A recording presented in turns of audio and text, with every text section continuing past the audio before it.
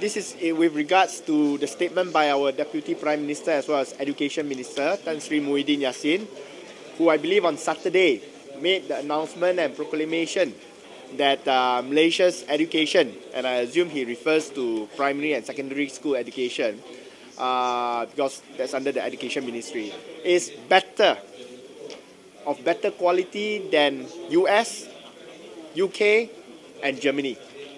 I don't know how many of you here actually believe that our quality of primary school and secondary school education is actually better than UK, US, and Germany. But that was his proclamation, which defies belief in my view, and defies the common knowledge and convention that our education system is declining, in need of help and resuscitation, and in need of urgent reforms. What he did was he based his statement on this report, World Competitiveness Report, produced by World Economic Forum, WEF.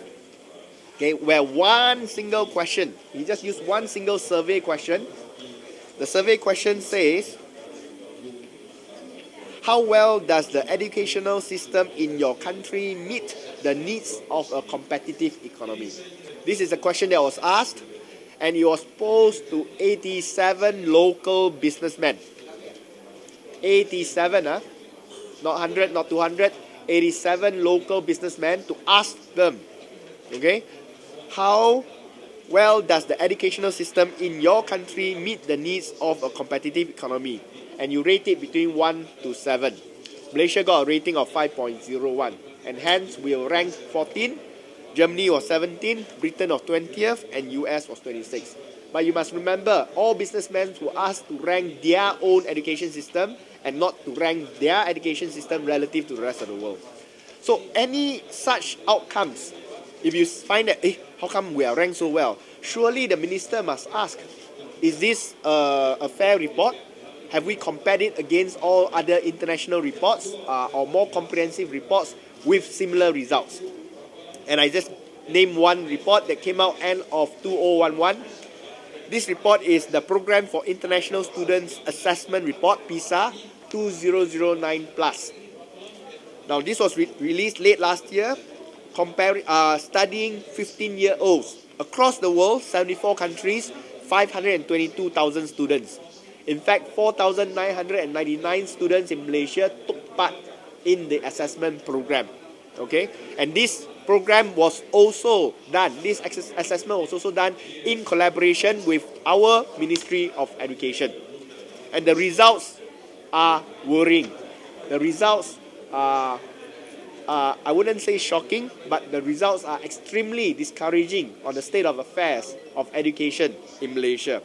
Okay, Malaysian students will rank well below the OECD countries, Organization of Economic Cooperation and Development. This is largely the developed world, specifically against UK, US, and Germany in all three tested areas. They tested three areas: reading, mathematics, science.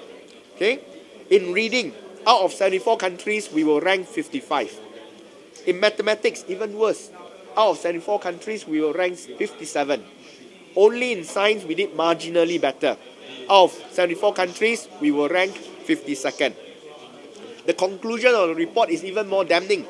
Okay, it reported that 56% of the students are estimated to have a proficiency in reading literacy that is at or above the baseline level needed to participate effectively and productively in life.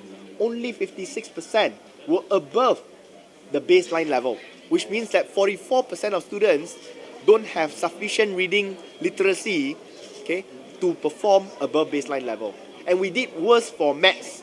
Okay, if you look at maths, only 41% of students were above the baseline level, which they begin to demonstrate the kind of skills that enable them to use mathematics in ways considered fundamental to their future development. Only 41% of students, after taking the test, were shown capable in passing the baseline level. Okay. As for science, a bit better, 57% passed. Okay. So why did Muhyiddin, who is aware of the PISA 2009 report, did not cite the results of 2009, the PISA report, which was released in 2011, which he is fully aware which is the objective, sorry. The report is objective because it studied across all countries using standardized tests. Whereas the single question from the World Economic Forum report is just one survey question asked to 87 local businessmen. That's clearly subjective. Okay, the Deputy Prime Minister appears to be suffering from the Jago Kampung syndrome, where we only measure ourselves based on criteria which will make ourselves look good, but fail to be objective in evaluating our performance and achievements, which have been lacking and declining in recent decades for education.